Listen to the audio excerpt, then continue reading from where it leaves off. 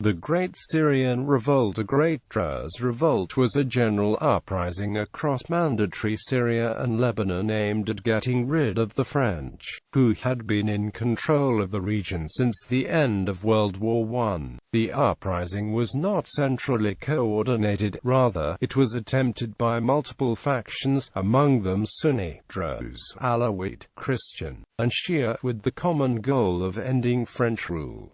The revolt was ultimately put down by French forces. Background: in 1918, towards the end of World War I, the Ottoman Empire's forces withdrew from Syria after being defeated by the Allied powers and the Hashemite Arab allies from the Hejaz. The British had promised the Hashemites control over a united Arab state consisting of the bulk of Arabic-speaking lands from which the Ottomans withdrew, even as the Allies made other plans for the region in the 1916 Sykes-Picot Agreement. The idea of Syrian and Arab independence were not entirely new concepts. French forces entering Syria faced resistance from local actors in the north in 1919, with the prominent Alawite Sheikh Saleh al-Ali launching a revolt in the coastal mountain range and Ibrahim Hanani leading a revolt in Aleppo and the surrounding countryside. The leaders of both uprisings were vocally supportive of the creation of a united Syrian state presided over by Emir Faisal, the son of Sharif Hussein.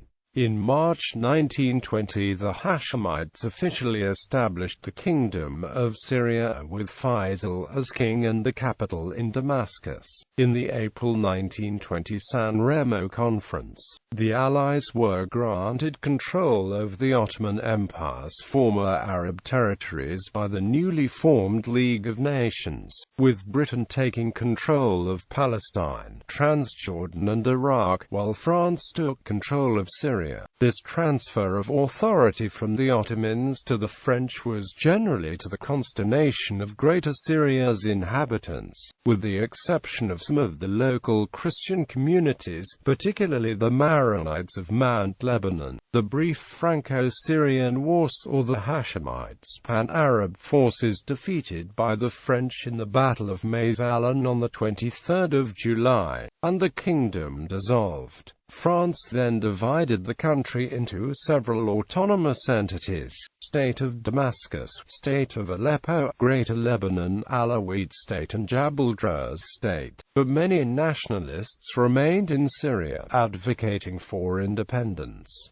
Even Britain felt unhappy when France claimed Lebanon and Syria as colonies. Causes: alienation of the elite. One major reason behind the outbreak of the Great Syrian Revolt was the French relationship with the local elites. The Ottoman Empire, especially in its final centuries, had allowed much authority to devolve to the local level, with many day-to-day administrative functions carried out by local notables. The Ottoman millet system allowed local peoples of different religious affiliations to uphold their own legal standards. The European powers, however, had little grasp of the intricacies of Ottoman government, and failed to recognize that the disappearance of national authority did not mean that administration ceased to exist on a local level. In the Mandate of Syria, the French assumed that the Syrians were incapable of practicing self-government, and so instituted a system which ostensibly served to train Syrians in that responsibility. French administrators were assigned to all levels of government, and the role was, officially, to train Syrian counterparts in the particular function. The reality of the situation was very different. Instead of teaching, the advisors performed the functions of that office. The effect was local rulers who resented being treated as if they did not know how to perform the functions they had been performing for centuries, and who opposed this usurpation of the power. Further, authority had traditionally resided in the hands of a few families, while European administrators abandoned the systems of caste and class, undermining this elite by opening up offices to the general public. Loyalty of tribes. Outside of cities, the French were not entirely successful in winning over nomadic populations, many of whom raised the standard of revolt in 1925. The Ottoman Empire had initiated the process of tribal sedentarization, but it was not until the French Mandate of Syria that tribes began to lose the nomadic lifestyle. After World War I, the territory the tribes wandered was divided between Turkey, the Mandate of Syria, and the Mandate of Mesopotamia, each controlled by different powers, thereby limiting the freedom of movement. In Syria, the process of industrialization was swift. Roads were quickly built, cars and buses became commonplace. The situation for nomads was exacerbated by an influx of Armenians and Kurds from the new country of Turkey, who settled in the Mandate's northern regions. To pacify, or at least control, the tribes, the French instituted several restrictive measures. For example, tribes could not carry arms in settled areas, and had to pay lump taxes on livestock. Additionally, the French attempted to bribe tribal leaders, but while this worked in some cases, it caused resentment in others. When the Great Syrian Revolt broke out in 1925, thousands of tribesmen were eager to fight against the French. Nationalist sentiment. Syrian nationalism was fostered in Faisal's short-lived kingdom, but after its dissolution many nationalists affiliated with his government fled the country to avoid death sentences, arrest and harassment by the French. Some went to Oman, where they found Emir Abdullah sympathetic to the cause, but under increasing pressure from the British, the young Abdullah drove them from Transjordan. These rejoined other Syrian nationalists at Cairo in 1921, when the Syrian-Palestinian Congress was founded. In 1925, in preparation for upcoming elections, High Commissioner General Maurice Sarrail allowed the organization of political parties. The Syrian-Palestinian Congress had proved itself an ineffectual body, and its Syrian factions returned to Syria. They founded the People's Party in Damascus, which was characterized by an intelligentsia leadership antagonistic toward local elites, with no social or economic programs, with support organized around individuals. Though unprepared for and not expecting an uprising, the nationalist elements in Damascus were eager to participate when one arose. Mistreatment of the Druze population. The spark that ignited the Great Syrian Revolt was French treatment of the Druze population. In 1923, the leaders of Jabal al-Druze, a region in the southeast of the Mandate of Syria, had come to an agreement with French authorities, hoping for the same degree of autonomy they had enjoyed under the Ottoman Empire. Druze society was governed by a council of notables, the Majlis, who selected one of the number to a limited executive position. Traditionally, this role had been dominated by the Al-Atrash family since the defeat of the Lebanese Druze in 1860. But in 1923, shortly after the agreement made with the French, Selim al-Atrash resigned, seizing upon the disunity of the al-Atrash family and selecting a successor. The Majlis struck at the power by choosing a French officer of the service des Renseignements, Captain Carbillet. Though he was initially only appointed for 3 months, later his term was extended indefinitely. Captain Carbillet embarked upon a series of successful modernization reforms, but in the process, he collected Druze taxes in full, disarmed the population, and used the forced labor of prisoners and peasants, upsetting a significant part of the population. In the meantime, Sultan al-Atrash, the most ambitious member of the al-Atrash family, sent a delegation to Beirut to inform the French High Commissioner, General Maurice Sarrail, that Captain Carbillet's actions were antagonizing most of the Druze population.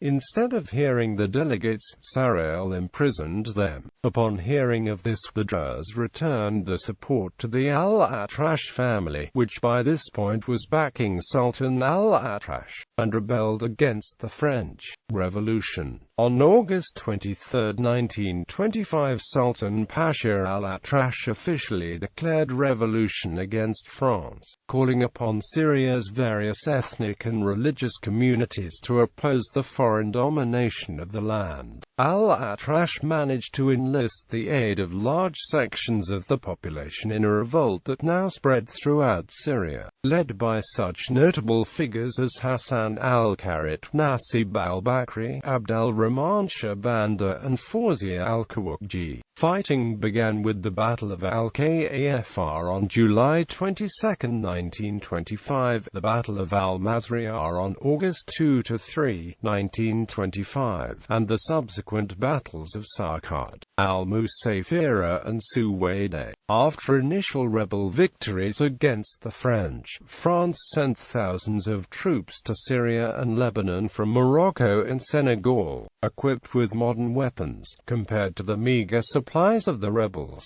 This dramatically altered the results and allowed the French to regain many cities, although fierce resistance lasted until the spring of 1927. The French sentenced Sultan al-Atrash and other national leaders to death, but al-Atrash escaped with the rebels to Transjordan and was eventually pardoned. In 1937, after the signing of the Franco Syrian Treaty, he returned to Syria where he was met with a huge public reception. The course of the war. Initially, the French were ill-equipped to respond to the outbreak of violence. In 1925, the number of French troops in the Mandate of Syria was at its lowest ever, numbering only 14,397 men and officers, with an additional 5,902 Syrian auxiliaries, down from 70,000 in 1920.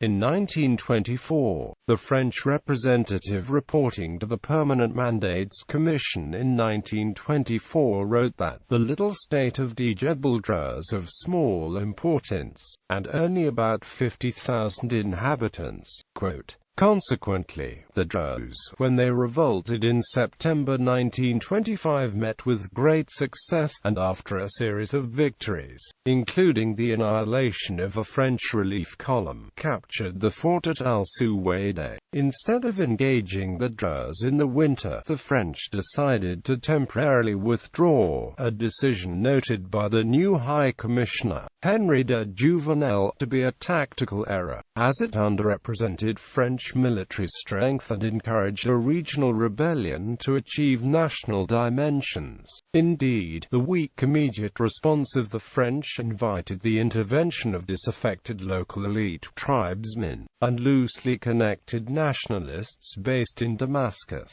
First to seize upon the opportunity presented by the revolt were the nomadic tribes, who used the absence of French authority. Troops had been drawn away to concentrate on the rebelling region, to prey upon farmers and merchants, thereby creating an atmosphere of sympathy for the rebellious Druze. The nationalists seized upon the Druze revolt in relatively short order, forging an alliance with Sultan al-Atrash within 6 weeks of the uprising's commencement, and establishing a national provisional government in Jebel Druze with al-Atrash as president and Dr. Abd al-Rahman Shah Banda, leader of the People's Party, as vice president. In response to the outbreak of violence, Jouvenel declared free and popular elections for every area that had not been affected by the rebellion in the beginning of 1926.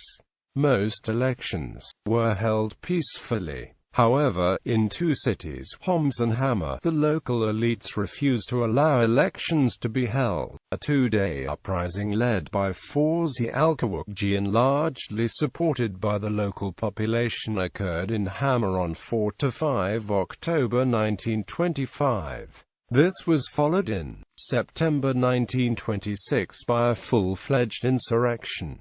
French forces rushed to put down the new threat, which gave the rebellion added life elsewhere. At the time, the lack of troops meant that for the French to focus on Homs and Hama, they had to neglect other regions, allowing the revolt to spread. Within 2 months the Homs-Hama region fell, but the conflict brought rebels elsewhere much needed breathing room, and taught the rebels in Damascus a valuable lesson about troop placement. Despite the revolts in Homs and Hama, the turnout for the elections suggested to the French that the Syrian people had a desire for peace. In the rural areas around Homs and Hama, where no violence was reported, voter turnout was 95%. Further, it revealed that many of the belligerents were local elites, and when full amnesty was again offered in February 1926, the entire country, with the exception of Great Druze and Damascus, was pacified. The lessons the rebels learned from Homs and Hama were many, and that sustained the rebellion for a further year and a half. Homs and Hama were lost because the rebels concentrated the forces in the face of overwhelming French firepower, because they fortified the position and waited for the French to arrive, and because they made no attempt to sever French lines of communication. In Damascus, the rebels were dispersed, so that no random artillery fire would defeat them. Further, when the Druze attacked Damascus, they did so from several directions.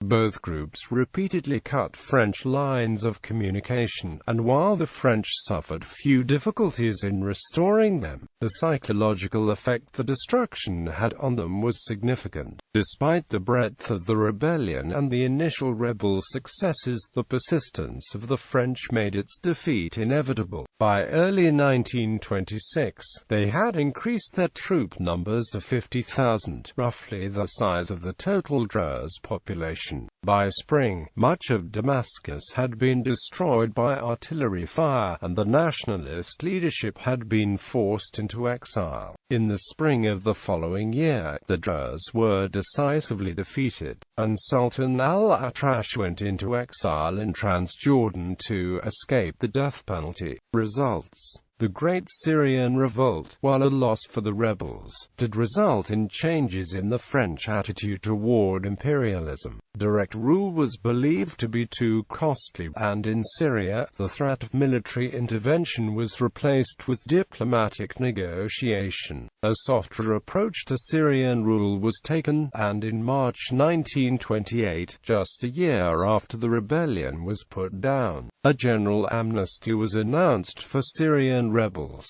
A small addendum was attached, decreeing that the rebellion's leadership, including Sultan al-Atrash and Dr. Shabanda, would not be allowed to return.